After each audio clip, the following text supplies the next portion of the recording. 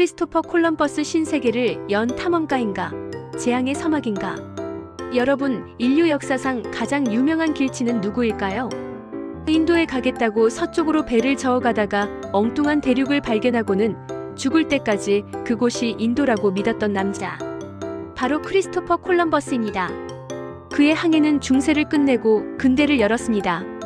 하지만 그가 닻을 내린 곳은 누군가에게는 새로운 기회의 땅이었고 누군가에게는 멸망과 눈물의 땅이었습니다.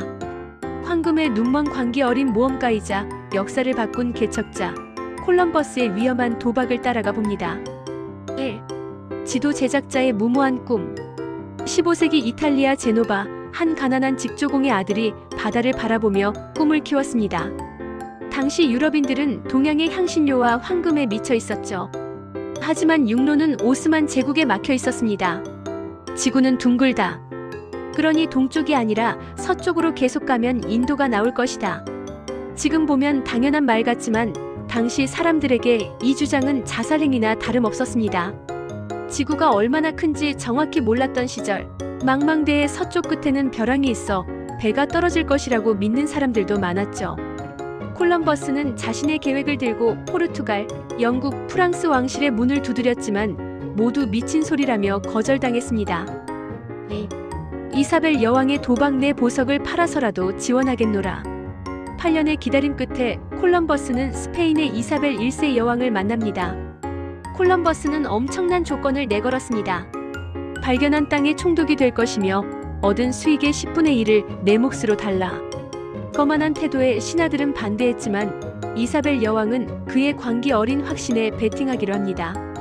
1492년 8월 3일 산타 마리아오, 핀타오, 이냐오 세 척의 배가 팔로스 항구를 떠납니다. 인류 역사상 가장 무모하고도 위대한 항해의 시작이었습니다. 지옥 같은 항해, 그리고 가짜 낙원. 육지를 떠난 지 한 달이 지나고 2달이 되어가자 선원들의 공포는 극에 달했습니다. 끝도 없는 수평선만 보이는 바다 위에서 괴열병과 굶주림이 덮쳤고 선상반란의 조짐이 보였습니다. 저 미친놈이 우리를 지옥으로 끌고 가고 있다. 돌아가지 않으면 콜럼버스를 바다에 던져버리자. 3. 육지가 나타났다. 1492년 10월 12일 새벽 2시 핀타오의 파수꾼이 외쳤습니다. 70일간의 사투 끝에 마침내 땅이 보인 것입니다.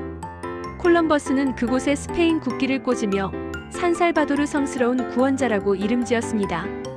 그는 해변으로 달려나온 원주민들을 보고 확신했습니다. 이들이 바로 인도인 인디오이구나.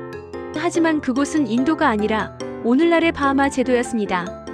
원주민들은 낯선 이방인들을 신처럼 대접하며 과일과 귀한 선물을 바쳤습니다. 하지만 콜럼버스의 눈에 들어온 것은 그들의 친절함이 아니라 코에 걸려있는 작은 황금 골이었습니다. 4. 황금의 눈이 멀다. 황금을 가져오지 않으면 손목을 자르리라. 콜럼버스의 2차, 3차 항해는 탐험이 아니라 약탈로 변질되었습니다.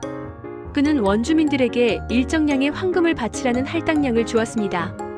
이를 채우지 못한 원주민들은 손목이 잘리거나 잔혹하게 살해당했습니다. 평화로운 낙원이었던 섬은 순식간에 피비린내 나는 지옥으로 변했습니다. 콜럼버스가 가져온 것은 문명만이 아니었습니다. 유럽의 전염병인 천연두와 독감이 퍼지면서 원주민의 90% 이상이 멸종에 가까운 죽음을 맞이했습니다. 인류사에서 가장 참혹한 제노사이드 종족 학살의 서막이었습니다. 쇠사슬에 묶인 총독, 고독한 죽음 뒤의 진실. 정복자로서의 콜럼버스는 유능했을지 모르지만 통치자로서의 그는 최악이었습니다. 원주민뿐만 아니라 스페인 정착민들까지 그의 폭압적인 통치에 반기를 들었습니다. 결국 콜럼버스는 본국에서 파견된 조사관에 의해 쇠사슬에 묶인 채 스페인으로 압송되는 굴욕을 겪습니다. 내가 발견한 곳은 분명 인도다. 여왕의 자비로 풀려나긴 했지만 그의 명성은 이미 땅에 떨어졌습니다. 그는 죽기 전까지 4차례나 항해를 거듭하며 금광을 찾으려 애썼지만 결국 자신이 발견한 곳이 새로운 대륙이라는 사실을 인정하지 않았습니다. 나는 아시아의 끝자락에 도달했다. 조만간 황금의 도시가 나타날 것이다. 그의 고집은 광기에 가까웠습니다. 1506년 콜럼버스는 관절염과 시리에 빠진 채 스페인 바야돌리드에서 숨을 거둡니다. 죽는 순간까지도 자신이 발견한 땅이 인도라고 굳게 믿으며 말이죠. 6. 아메리고 베스푸치, 그리고 아메리카의 탄생. 역설적이게도 이 땅의 이름은 콜럼버스가 아니라 나중에 이곳이 새로운 대륙임을 깨달은 항해사 아메리고 베스푸치의 이름을 따서 아메리카가 되었습니다. 콜럼버스는 문을 열었지만 그 방의 이름은 다른 사람이 지어준 셈입니다. 7. 500년이 지난 지금의 평가. 오늘날 서구권에서 콜럼버스의 날은 더 이상 축제만이 아닙니다. 한쪽에서는 세계를 하나로 연결한 위대한 개척자라고 칭송하지만 다른 한쪽에서는 식민주의와 인종차별 학살의 원흉이라며 그의 동상을 철거하기도 합니다. 콜럼버스는 우리에게 무엇을 남겼을까요? 그는 지독한 편견과 고집을 가진 사람이었지만 동시에 아무도 가지 않은 길을 향해 돛을 올린 용기 있는 인물이기도 했습니다. 그의 항해로 인해 감자, 옥수수, 담배가 유럽으로 건너갔고 말과 소가 아메리카로 건너오며 인류의 식탁과 삶이 완전히 바뀌었습니다. 세상은 더 이상 이전과 같을 수 없다. 콜럼버스가 남긴 이 문장처럼 그는 인류를 거대한 소용돌이 속으로 밀어넣은 불꽃이었습니다. 신세계를 향한 집념과 그 뒤에 가려진 핏빛 그림자. 콜럼버스의 극적인 이야기는 여기까지입니다.